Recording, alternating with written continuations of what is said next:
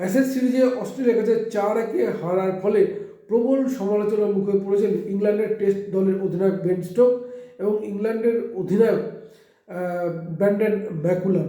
তার কারণ প্রবল প্রত্যাশা নিয়ে কিন্তু এই দুজনকে বসানো হয়েছিল। যদিও বেন স্টোকের কথা যদি বলি, কারণ তিনি কিন্তু অস্ট্রেলিয়া সিরিজে খুব একটা খারাপ পারফর্ম করেনি, প্রথম থেকে কিন্তু সামনে থেকে নেতৃত্ব দিচ্ছিলেন, কিন্তু দল কিন্তু হতশ্রী পারফর্ম, অর্থাৎ দলের তারকারা সেভাবে জ্বলে উঠতে পারেনি। জরুর থেকে শুরু করে জরুর 2 শতরান করেছেন এবং পাশাপাশি আরও যে প্লেয়াররা রয়েছে তাদের পারফরমেন্স সেভাবে কিন্তু মেলে ধরতে পারেনি, আর মেলে ধরতে পারেনি বলে কিন্তু অস্ট্রেলিয়া বেরিয়ে গেছে। এবং যদি বলি, এক কথা বলা যায় বড় ফ্যাক্টর হয়ে উঠেছেন অস্ট্রেলিয়ার মিচেল স্টার্ক এবং অস্ট্রেলিয়ার ওপেনার যদি আমরা বলি, সেই দুজনেই কিন্তু প্রবল অস্ট্রেলিয়ার প্রধান স্তম্ভ হয়ে উঠেছেন।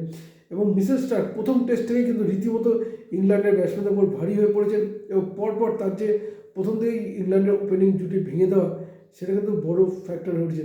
এবং পাশাপাশি আমরা জানি ট্রাভিস হেড যে অস্ট্রেলিয়া দলের ওপেনার, তার যে 3টে সেঞ্চুরি, শুধু সেঞ্চুরি নয়, বড় সেঞ্চুরি, যার ফলেই কিন্তু রীতিমতো অস্ট্রেলিয়া দল ইংল্যান্ডের উপর ঝাঁকিয়ে পড়েছে। এবং প্রথম টেস্ট, যে টেস্টে রীতিমতো দুই দলই ব্যাটসম্যানের ঝুঁকছিলেন, সেখানে চতুর্থ ইনিংসে সেঞ্চুরি করে কিন্তু জিতিয়ে দেন অস্ট্রেলিয়াকে। এবং যদি আমরা বলি, যেখানে ইংল্যান্ডের বোলাররাও কিন্তু প্রথম টেস্টে রীতিমতো তারা কিন্তু অস্ট্রেলিয়ার ব্যাটসম্যানদের উপর চাপ সৃষ্টি করছিলেন, ফলে হাড্ডাহাড্ডি অবস্থায় কিন্তু ছিল, ঠিক সেখানে কিন্তু ব্যবধানটা গড়ে দেন এই ট্রাভিস হেড।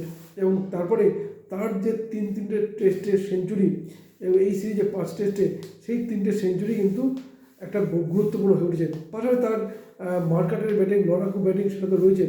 ফলে মিচেল স্টার্ক এবং ট্রাভিস হেড এই দুজনই কিন্তু অস্ট্রেলিয়া এবং ইংল্যান্ড দলের মধ্যে ব্যবধান করে দিয়েছেন। পাশাপাশি তো রয়েছেন উসমান খোয়াজা, দুর্দান্ত পারফর্ম করেছেন, ল্যাবুসেন আছে, স্টিভ স্মিথ, তিনিও সেঞ্চুরি করেছেন, প্রত্যেকে রয়েছেন। কিন্তু বড় ফ্যাক্টর কিন্তু হয়ে উঠেছেন ট্রাভিস হেড এবং মিচেল স্টার্ক।